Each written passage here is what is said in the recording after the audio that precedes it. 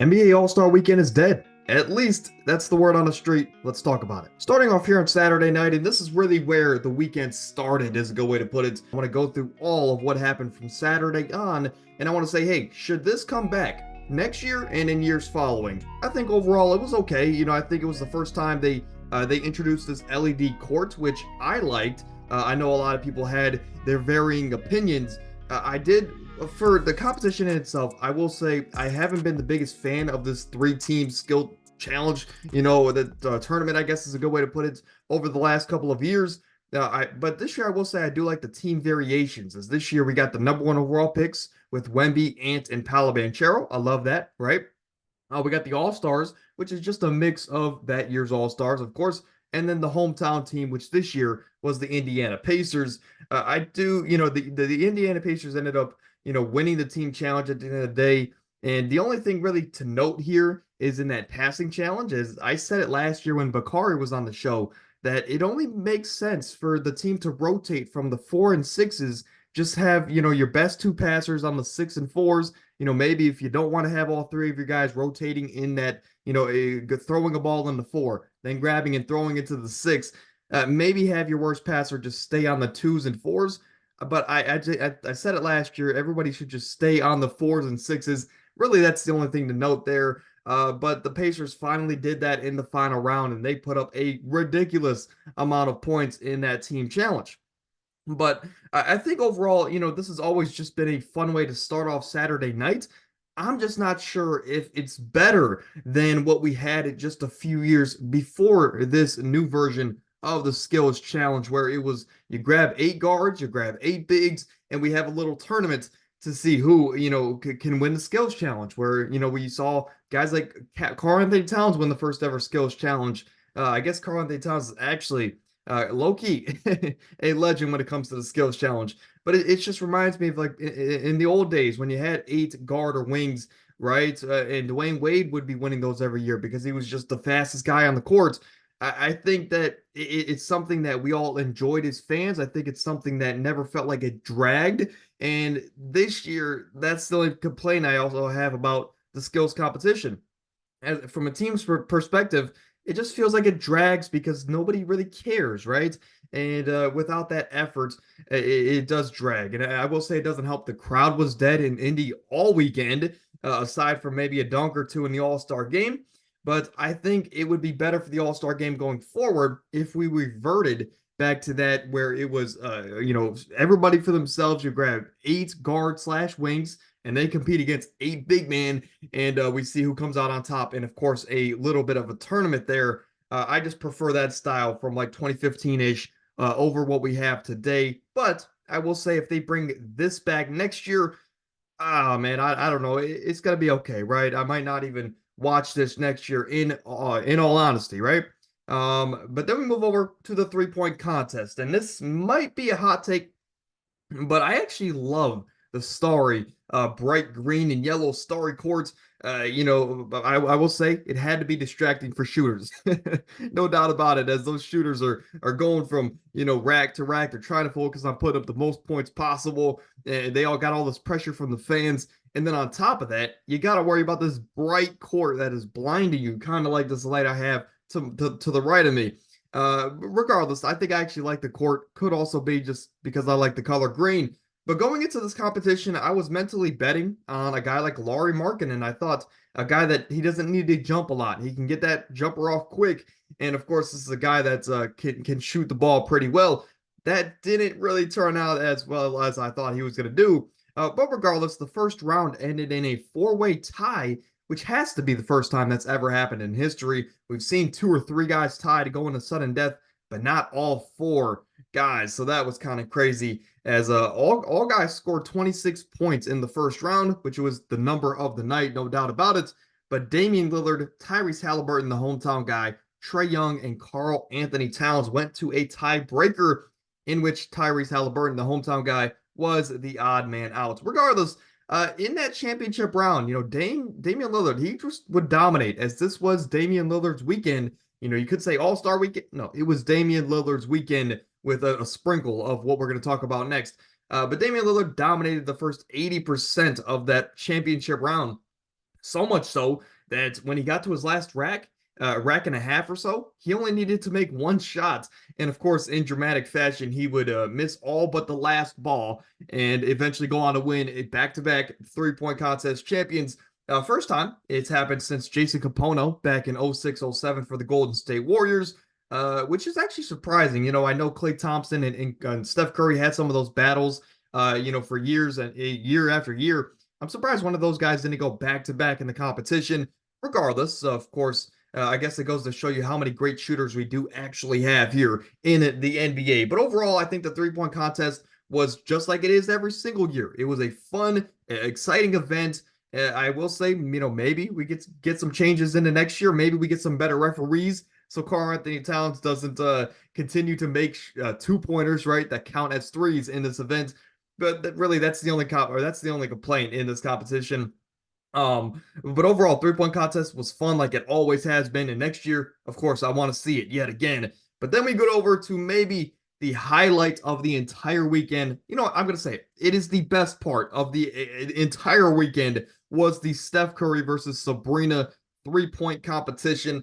Look, I love the idea. I love the execution of this. And it was ultimately, I think, the best thing that happened throughout the weekend. Like I just said, I think we can start by saying that for one, it put more eyes and more positive light on the WNBA. It's kind of a trend for whatever reason to hate on the WNBA because they don't dunk and they're not shooting from half court. It's kind of a trend to say, hey, nobody's gonna watch that, right? And whatever the ratings may say, it's very disrespectful to hate on, of course, the WNBA. Regardless, I think Sabrina, whether she meant to or not, I think she put such a positive light on the WNBA. Who knows? Their viewership might go up here in the coming weeks.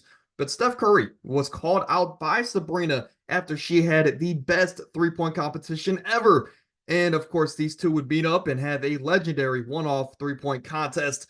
Steph Curry would put up the number of the night in 26 points in her one round, which that number would have she would have had the same score as the Final Four men finalist, and she would have had the same score as the eventual champion in Damian Lillard in the men's competition from the NBA three-point line, I might add. Sure, she did use a WNBA ball, but 26 points is 26 points in the three-point contest, and she hit one or two of the story balls too, so Sabrina came to play is a good way to put it. But then Steph would go last. And, maybe that's because, hey, the NBA was like, this is the greatest shooter of all time. We want him to go last. Maybe it was a respect thing between the two of these that Sabrina said, hey, I want to set the tone for the competition. Or maybe Sabrina just didn't want to go last because of the nerves. Whatever it was, Steph Curry came to play as well. And he also showed that there is also levels to greatness. He put up 29, making almost every ball in his last two racks. And Steph Curry said, hey, I had to turn up. And he did that in the last stretch of his competition. I will say I like this event more than everything else because now it can expand in the coming years. I think maybe next year we can bring Sabrina back. It is in the Bay Area where Steph is from. So Steph's going to be there. But maybe next year we bring Sabrina back. Maybe we bring in Caitlin Clark, who seems to be a generational shooter. I mean, an off night for Caitlin Clark there at Iowa is, putting up 40 for her ball club. I will say that if they want, if they wanted to go crazy, yeah, maybe, aside from bringing in those two great shooters, maybe you get the four best men shooters, the four best women shooters from each side of things, and have them go head to head in a three-point contest. Maybe that replaces the traditional men's three-point contest. Whatever they want to do, I think an event that had this much success in Steph or Sabrina, I think it just opens up so many doors for the future of both of the WNBA and the NBA, of course. But shout out to Sabrina, man. I think, we say, hey, it's a great competition, but we kind of overlook the fact that, sure, she's dominating in the WNBA. But to get on this stage to call out the best shooter that God has ever created in something that, in his own craft, basically the best attribute to Steph Curry, you're calling him out at that. And to get close to beating him, to be within 3 points of tying him, I think that, with the pressure and just being a woman in today's age, it's just, shout out to her, right? There's a lot of pressure that goes on that. If she came out and had 11 points, it's not only going to put a bad light on her forever, it's going to put a bad light on the WNBA. So shout out to Sabrina for, again, having the gall to do this weekend, but also just really opening up so many doors for the future of this event. Who knows? Maybe next year, maybe we don't go as crazy as having a full-on competition between the two. Maybe we'll say, hey, is Klay Thompson's maybe taking a step back, right? Let's do Steph Curry and Klay Thompson, the Splash Bros, versus Sabrina and Caitlin Clark, right? Or the next best shooter in the WNBA. That would be something that I would sign up for, right? But that is, of course, the best event of this entire weekend. But then we get into the dunk contest, and as you see there at the very bottom, I'll say it was okay, right? But I will say also, I think that even though this event was terrible, it could be a blessing in disguise, and it could be for one reason and one man only, and that is Jaylen Brown. For the fact that he is an all-star, all NBA level player, he didn't need to join this competition for him to just be in it, and not only be in it, but make the finals. I think that is huge. And again, just like Sabrina, Jaylen Brown could have reopened some doors here for the dunk contest going forward. And again, he wasn't great. He didn't have the craziest dunks, but it was just the fact that he joined could allow for more superstars to join in the coming years. I mean, we've already seen a guy like Ja Morant throw his name in the hat for next year in the dunk contest. I just think Jaylen Brown, he got a lot of flack for not being the flashiest, creative dunker. However, I think it could be a blessing in disguise for him just joining the competition in 2024. But for the competition as a whole, my immediate reaction after I saw it, before I took a step back and say, hey, it could be a blessing in disguise, my immediate thoughts were, man, the dunk contest is over. The aura is gone around this event, and we've pretty much seen, 90% of what we potentially could physically see on a dunk contest court. And ultimately, I said it just needs a change, because from start to finish, it was just boring. We did get some good dunks, but I will say it just felt like every dunk was jumping over someone, or doing almost the same exact dunk. You're just jumping from a different angle. I was sitting there like, man, what happened to the creativeness? We saw the Zach LaVine, Aaron Gordon dunk contest, which that could ultimately be the reason that we hold these dunk contests to such a high standard, that those dunk contests were so legendary in 2015, 2016, that it kind of just ruined the competition for years to follow.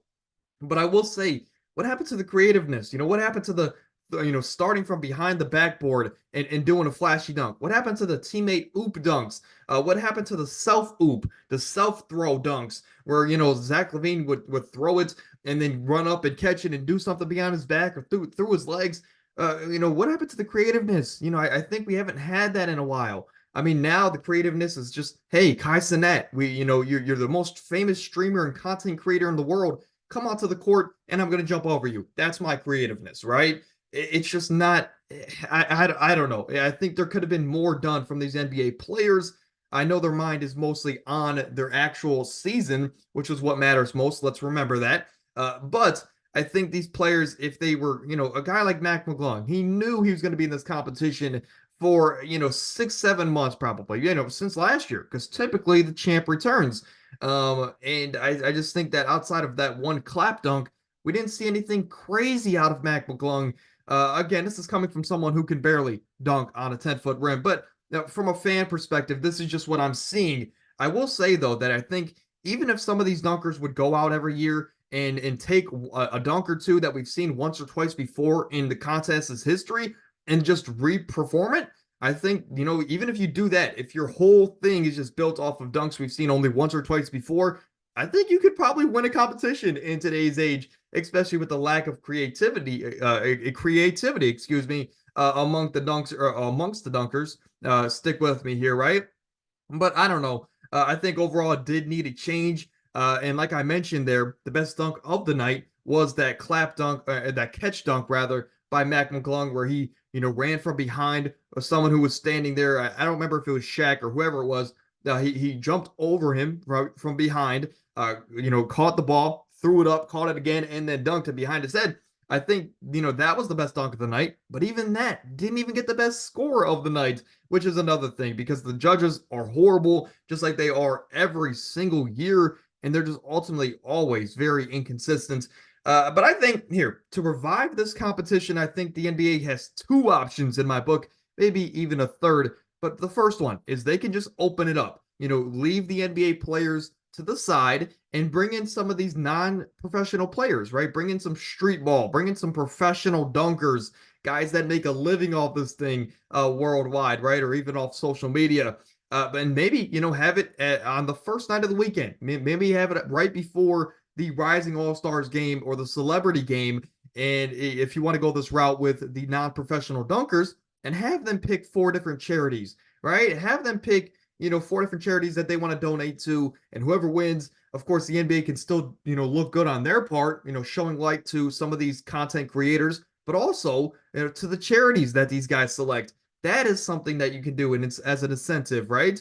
Or they can simply just move this dunk contest if they want to keep NBA players to the start of the Saturday show, because that way, at the very worst, it's an opener, right? It's just meant to grab our attentions. And hey, if it's bad, it's bad, whatever. We still have more to come, like a potential expansion in the 3-point contest, or like, of course, the 3-point contest from the men's side of things. That's always great. Regardless, I think you can move, you can invite it to street ball dunkers. You can have it, move to the start of the show, or who knows, maybe a guy like Ja Morant will actually keep his word for next year if he's healthy. As of course in his recent tweet, he said he wants to join the competition in 2025.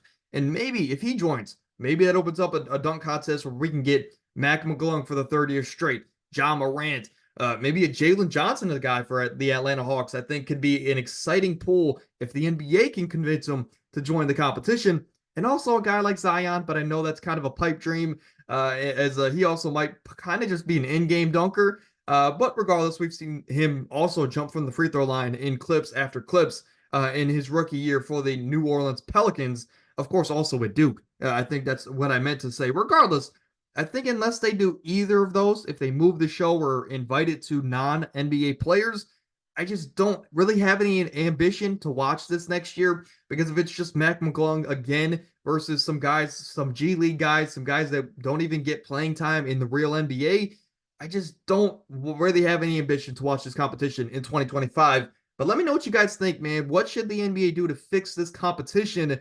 I do have an alternative, though. I will say I do have an alternative, and let me know what you think about this as well here down in the comments.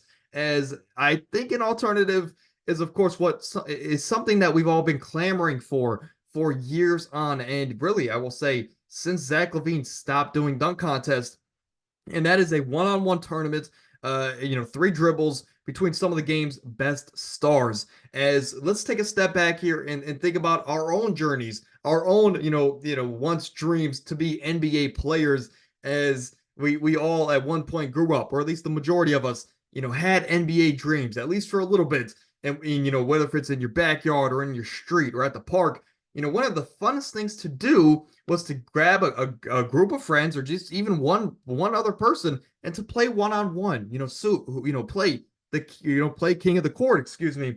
And that's really what it came down to, who was the best, who, one-on-one, 3 dribbles, who could put up, who could reach point X first. And of course, it brings out a lot of creativity in players. You really have to get to your spots, and you have to make a lot of tough shots with only 3 dribbles.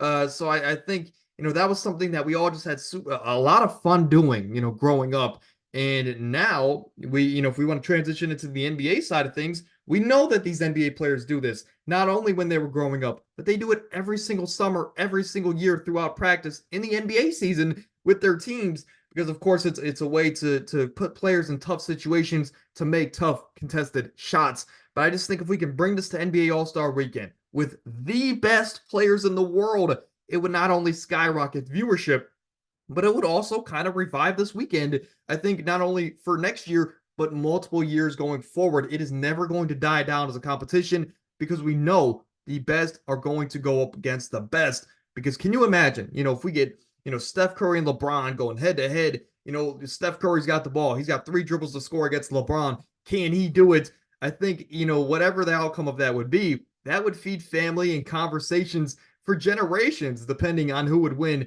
even if it was just one possession, right?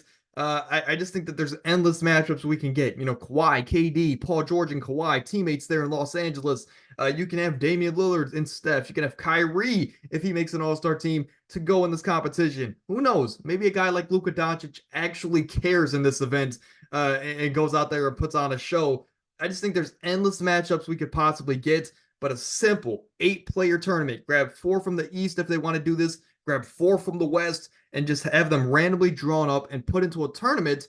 And with you know, I just think it's must-watch TV every year if we did a tournament like that. So that would be my alternative if the NBA doesn't want to make a change to their dunk contest. So we can have both if we wanted to, in an alternative universe. Hopefully that is our universe next year. But again, let me know what you guys think about that. Would you like a one-on-one 3 dribble tournament? I think that would be amazing and must-watch TV for years and years to come. But moving over to the 2024 NBA All-Star Game, and prior to the game, I'll say this. It did return to traditional format. Of course, if you didn't catch the game, it is now back to the Eastern Conference versus the Western Conference. The 12 best from the 12 best from each conference. They went head to head. LeBron, of course, I want to throw out some pregame notes here. He recorded, this was his 20th time being an All-Star, and it was also his 20th straight time being an NBA All-Star starter. The only time he didn't do it was in his rookie year on an 18-win Cavs team with no other help, right? So shout out to LeBron James. He continues to set records, continues to be this, just staple of greatness for us to watch on a yearly basis, because that man is a robot. He is no longer a human being. But this game, from a non-player perspective, it just took forever to start. And I saw JJ Redick talk about this. It was the first note that I wrote down on my phone, but that I wanted to bring to the show. It was just the most frustrating thing about the weekend, aside from maybe the dunk contest, because it was scheduled to start at 8 o'clock. Now, I know, look, NFL games do this all the time. They're scheduled to start at 1. Okay, they start at 1:15 at the very latest. The NBA All-Star Game did not start at 8:15. It did not start at 8:20, 8:25, 8:30. This game started at 8:42 p.m. 42 minutes we had to wait from start until from the start of the show to the start of the game. I think it is ridiculous. I think it is crazy. Especially for someone like I thought this show was going to be over by 10 o'clock. It didn't end until 10:30, and if you take those 42 minutes back, it would have ended at 10 o'clock p.m. And of course, we all worldwide could have gotten more sleep. Regardless, let's dive into the actual game here. Aside from my little time rant there, the NBA just needs to start things on time.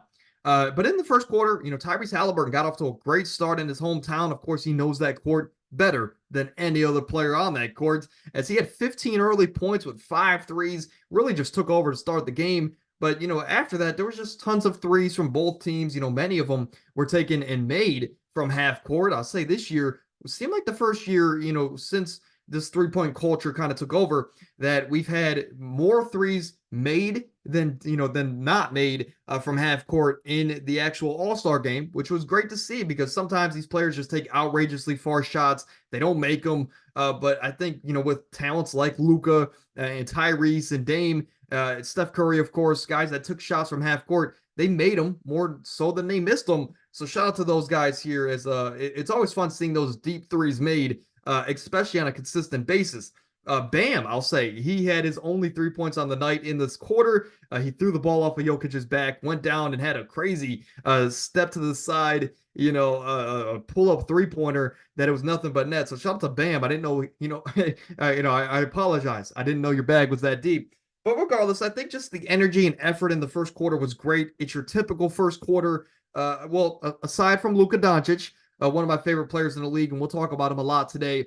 But aside from Luka Doncic, it was an entertaining quarter. The East ended up going up by 6 points, I believe, to end that first quarter. But then we get into the second quarter. This was Dame's quarter, and we're going to say that one more time here. From start to finish, Dame just took over. He did everything from half court, from the regular 3-point line. You could not guard this dude, no matter if it was Kevin Durant, LeBron James, Steph Curry, whoever was guarding him, they didn't have a chance. So shout out to Damian Lillard, his first time being an actual NBA All-Star starter, and of course he came away with some hardware there. Is a good way to put it. Stick with me, right?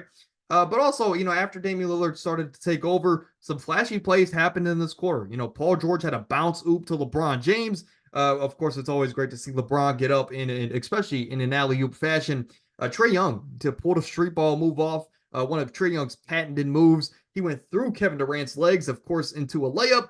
We had a full court lob from Trae Young to Giannis Antetokounmpo, and even Jokic had a breakaway steal and dunk, of course, or almost dunk, right, is a good way to put it.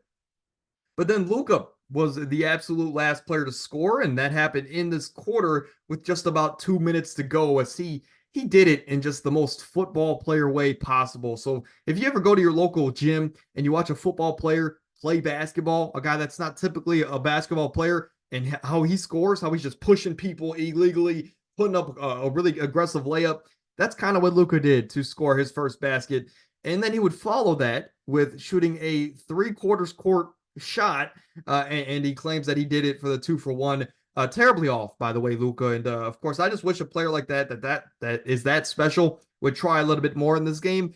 Regardless, right? I think this, it ended up being the most points and a half in All-Star game history. 104-89. The East were up pretty handily. And the East points leader at the halftime mark was Damian Lillard. The West points leader was Kevin Durant, which weirdly enough, Kevin Durant had 18 points in the first half. He didn't score in the entirety of the second half, which is a little bit weird. But again, he's a veteran. He's done this before, of course, for a guy like Kevin Durant on a yearly basis. The halftime MVP, I narrowed it down to, of course, it was pretty obvious, Damian Lillard or Tyrese Halliburton. Of course, there was no shocker there. The East was up. And of course, those two guys were killing it in the first half. But then we get into the second half. Dame continued his takeover, and he even added a 51-foot half-court shot, beyond half-court shot. And, of course, it was really nothing but net. Damian Lillard was on one tonight, ending with 36 points. And then Luka, he tried to self-oop in the third quarter, but the rim won. Luka Doncic is, of course, not made for that. And then Shea got the ball, and he had to show Luka how it was done. Not only did he do it, but he did it with the left hand. He did a self-oop and finished with the left, so shout out to him. But overall in the quarter, there was a lot of back and forth shooting. There's plenty of funny sideline interactions in this third quarter, as LeBron, I think the highlight of the night off the court was that he was joking about his first All-Star game being back in the day with Wilt Chamberlain, Bob Cousy, back in, of course, in 1968. LeBron has been around for a long time, 21 years to be exact, right? The alt cast, of course, I think it was with Taylor Rooks, Draymond Green, and eventually they got Charles Barkley on the show. I think overall it was decent, and of course, they had some funny jokes along the way. But the quarter ended in a 24-point lead for the Eastern Conference, very sizable lead. And in this fourth quarter, I was kind of hoping that they would use the Kobe target score, maybe give the West a chance to catch up, but they didn't. This is the first year without it in a couple years. And honestly, let me know what you guys think about that as well. I honestly prefer the Kobe target score. It's something that differentiates the All-Star game. It just adds that extra spark to it. I don't know. I understand the frustration because last year ended on a free throw. Regardless, I actually like the Kobe target score because why not? But regardless, Cat in this quarter would eventually pick it up because I was looking throughout the stats and this dude had 30 points, 30 plus points going into the fourth quarter. And it did not feel like it at all. It really felt like just the quietest 30 piece I've ever seen in my life. But in the fourth quarter, he would make up for it. He had a lot of flashy dunks, a lot of three-pointers. He ended with 50 points on the day, courtesy of Jokic there at the very end. I'm just surprised his head coach let him play that long. Chris Finch, typically the head coaches of the teams, play their guys, right? Play guys that are on their teams. But typically it's not long. We saw Chris Finch barely play Anthony Edwards in this game. But on the other hand, Karl-Anthony Towns seemed like he played more minutes than anybody in this game. I'm just surprised he played him that long because typically these coaches use this All-Star break to barely show their players, but of course keep them rested for what matters most, which is the second half of the season. But the East would end the game. They won the game, and they were the first team to ever score 200 plus points in an All-Star game, 211. And they won the game pretty handily, from a score perspective. The game MVP was, of course, Damian Lillard, as you see on your screen, 39 points, 3 rebounds, 6 assists, and he won 2 of the biggest awards possible at All-Star Weekend, being that he won the three-point competition and, of course, the All-Star Game MVP. I haven't seen a stat yet that has proven this. But that's got to be the first time in history. I don't know if Steph, when he won it, if he was also the All-Star Game MVP, but it just feels like that's the first time in history that someone has won either the three-point and the dunk contest MVP, and then won the All-Star Game MVP. I just don't know if that's happened in history. Please let me know, of course, in the comments. I love to hear from you guys if you can't tell. But then the last thing here is that the All-Star Game is facing a lot of a lot of criticism. Is the effort not, because the effort's not there, because these players aren't trying as much as they were in the early 2000s and of course years prior. And we'll talk about that here in a moment. But I will say there's only 30 games left in the NBA regular season. That is the start of the stretch run, and I think that starts on Sunday. But regardless, I think it's a fun break, for these All Stars. But time to get back to work, right? Time to get back to work, just like a vacation you take from work. Your guys' jobs, you can take a vacation, but eventually it is time to get back to work. But let's talk about that here, as we just had, some discussions a few years ago with the NFL Pro Bowl. And to be fair, it was more so warranted on the NFL side of things. However, I think we may be forgetting what this All-Star weekend is about. I know the energy wasn't there. I know the effort wasn't always there in this game. But let's remember what this weekend is all about. This is always, since 1951, been a weekend that has been about fun. It's an opportunity for the best players across the league to be in the same arena, compete in the same competitions, and of course, end it off with an All-Star game that, of course, will include tons of memories for us to watch over and over for years to come. And again, I know it's not as competitive as it was in the early 2000s. I know, but that leads me to a very important ultimatum for you guys at home. Do you think an injury to a or a couple stars, on this weekend, is that worth the extra effort on the defensive end? An injury that could derail a team or player's success for the remainder of the season, which again actually matters. Let me remind you guys that the All-Star weekend is an exhibition event. Is that same injury worth potentially costing a player millions of dollars down the line in the coming off season? Because it has happened before where an injury, even a small injury, could derail a player's success the remainder of the year, and that costs them getting the money that they deserve for the first half of the year. Of course, whatever else was on their early contract. I don't believe that potential injury is worth that extra effort. Now, like we've talked about on today's show, sure, there could be some changes made to revive this weekend, but at the end of the day, let's just remember what this weekend has always been about.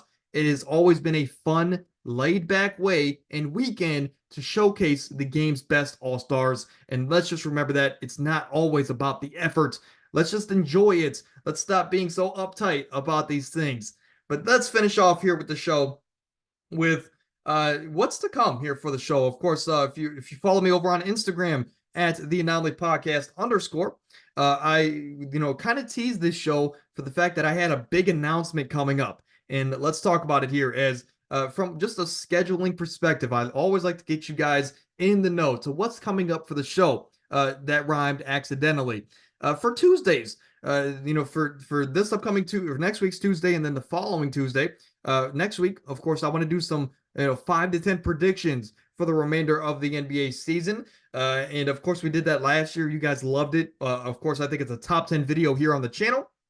So we're going to bring that back for year 2. Maybe it's just by myself, but of course, sometimes that's better, right? But then following that, we might do another fan-led show. So, of course, we've seen immense growth on the channel since our last fan-led show. So, hopefully we get a lot more engagement this time and bring you guys another fan-led show. So if you want to get involved from now until 2-3 weeks down the line, if you want to be involved, hit me up on any social media platform or drop a comment on any of my videos, and I'll bring it to the fan-led show. But then on Thursday, so this Thursday and next Thursday, we're going to be doing tons of fun ranking videos. This Thursday, we're going to be ranking the top 32 quarterbacks in the NFL season heading into free agency.